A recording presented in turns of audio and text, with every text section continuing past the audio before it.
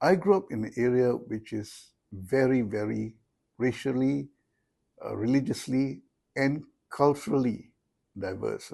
When we were growing up, all of us played on the 5 foot way as friends.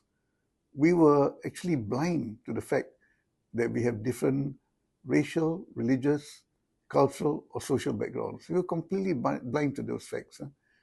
And it came as a bit of a shock to me when we had all the racial troubles during the time when we were in Malaysia, because we never saw this sort of distinctions during our growing up days.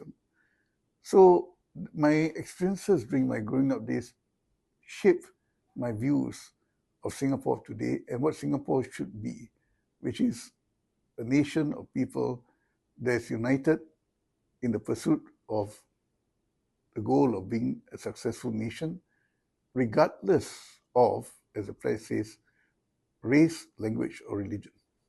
I think national service is one of the most fundamental institutions of Singapore as a nation. It is a critical aspect of our national identity as a united people, because in national service, everybody is equal. There's no policy there that panders or create adverse conditions on anyone on the basis of race, language, or religion.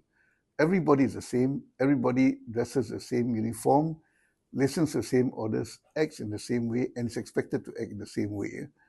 So that then completely negates differences of race, language, religion, or social class among people. There's no rich or poor among national servicemen. They're all the same. We're all national servicemen.